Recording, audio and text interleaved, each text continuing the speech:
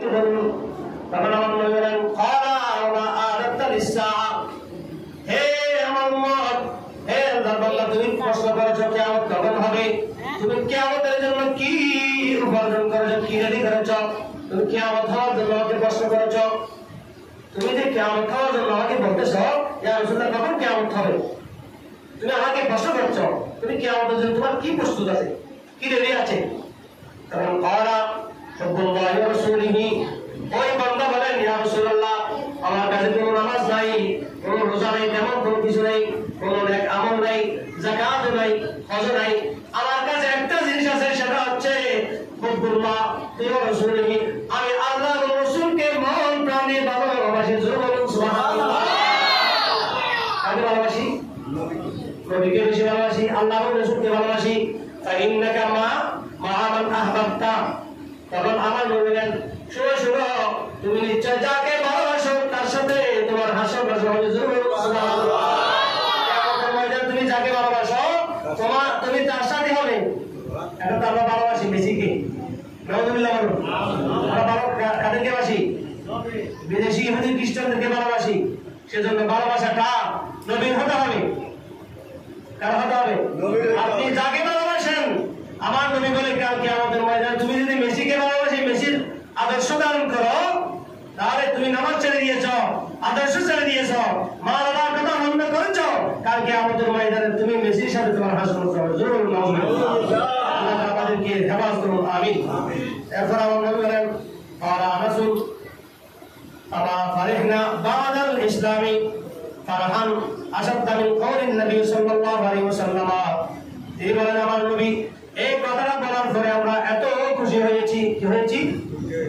আমরা ইসলাম গ্রহণ করার পরে এত খুশি আর কখনো হই নাই।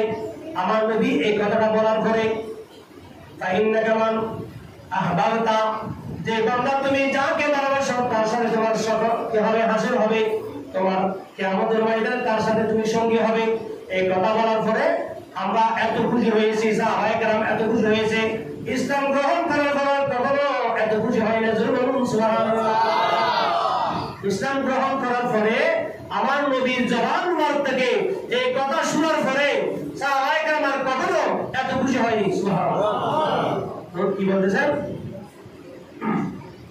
আল্লাহ তাআলা সুবহানাহু বলেন আলা রাসূল ফানা উহিব্বুল্লাহ ওয়া রাসূলহু, এবং আল্লাহ তাআলা সুবহানাহু আমি আল্লাহ ও রাসূলকে ভালোবাসি, শুধু ভালোবাসি তাই নয়, ওয়া আবু বকর, আমি আল্লাহকে ভালোবাসি, রাসূলকে ভালোবাসি, হযরত সিদ্দিক আকবর রাদিয়াল্লাহু আনহুকে ভালোবাসি, ওয়া উমর, এবং আমি হযরত উমর রাদিয়াল্লাহু আনহু রাসূল সাহাবাদেরকে ভালোবাসি।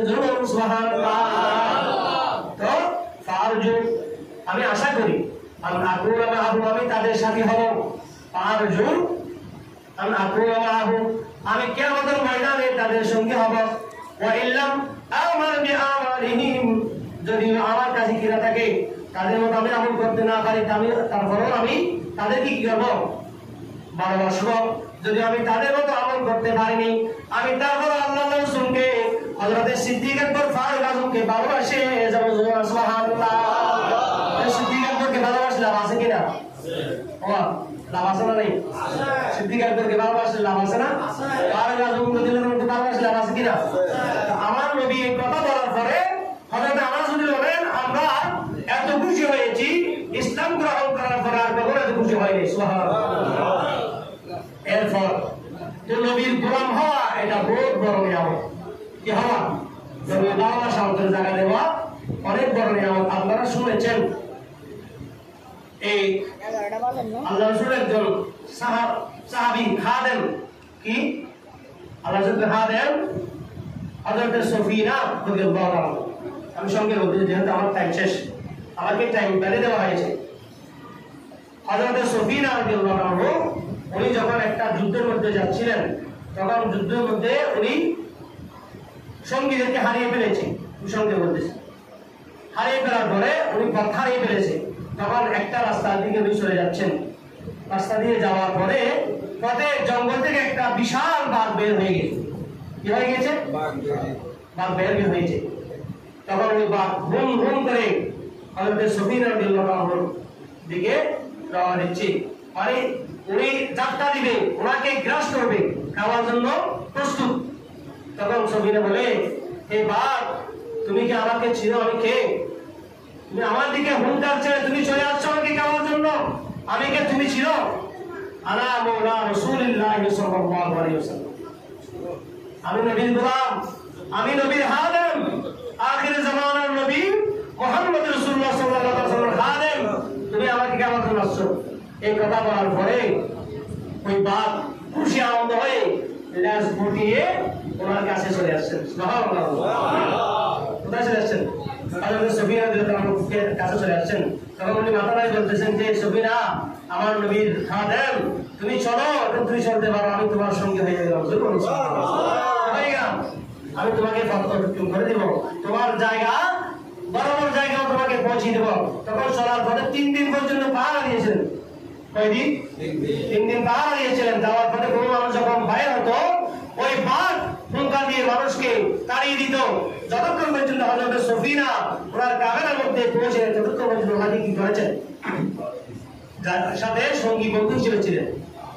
যখন উনি কাফেলার মধ্যে ঢুকে গেলেন, তখন ওই বাঘ আল্লাহর শুকরিয়া আদায় করে যে আমি আমার নবীর একজন গোলামকে তার কাছে আমি কি তার কাফেলার কাছে পৌঁছে দিয়ে পেরেছি, আমি শুকরিয়া আদায় করছি। তখন ওই বাঘ কি করেছেন? আস্তে করে তার জঙ্গলের মধ্যে ঢুকে গেছেন। সুবহানাল্লাহ। সেজন্য সাহেব বলেন, দু জাহানে কি যে হবে আমার পরিচয়, দু জাহানে কি যে হবে আমার পরিচয়, প্রিয় নবীর গোলাম ছাড়া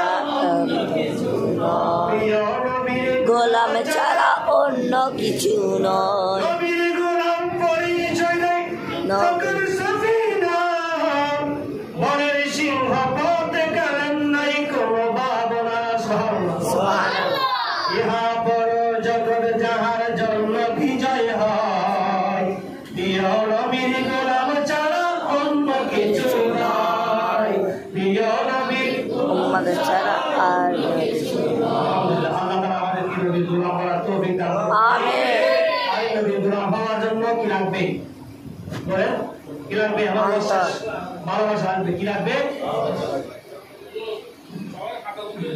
আপনারা একটু নামাজের মধ্যে কাতারবন্দি হয়ে যান, আমি ইনশাআল্লাহ এখন শেষ করে দেবো। তাহলে নবীর গোলাম হওয়ার জন্য কি লাগবে? নবীর গোলাম হওয়ার জন্য ভালোবাসা রাখতে পারেন না। নবীর গোলাম হওয়ার জন্য কি লাগবে? ভালোবাসা লাগবে। তাহলে ভালোবাসা অর্জন করতে হলে নবীর আদর্শ কি করতে হবে? ধারণ করতে হবে। নবীর ভালোবাসা অর্জন করতে হলে কি করতে হবে? অন্তরে নবীর আদর্শ ধারণ করতে হবে। শুধু তাই নয়, আমার নবী বলেছেন, উম্মত, তোমরা কিয়ামত পর্যন্ত তোমাদেরকে যদি টুকরো টুকরো করা হয়, আগুনের মধ্যে ছুড়িয়ে দেওয়া হয়, তারপর তোমরা নামাজ ছাড়বে না। মিলাদ নবী করবেন, যা কিছু করবেন, নামাজ ছাড়া যাবে না? নামাজ ছাড়া যাবে? নামাজ পড়ার দরকার আছে কিনা? নামাজ পড়ার দরকার আছে? নামাজ পড়বো? মিথ্যা কথা বলবো? সুদ খাবো? ঘুষ? সেজন্য আল্লাহ রসুলের আদর্শ ধারণ করে যদি রসুলের আদর্শের বিপরীতে চলেন, নামাজ ছাড়েন, সেই ভালোবাসা কালকে আল্লাহ তাআলা আমাদের সবাইকে বাকি হায়াতগুলো আমার নবীর আদর্শের মধ্যে জীবন কাটানোর তৌফিক দান করুন। আমিন।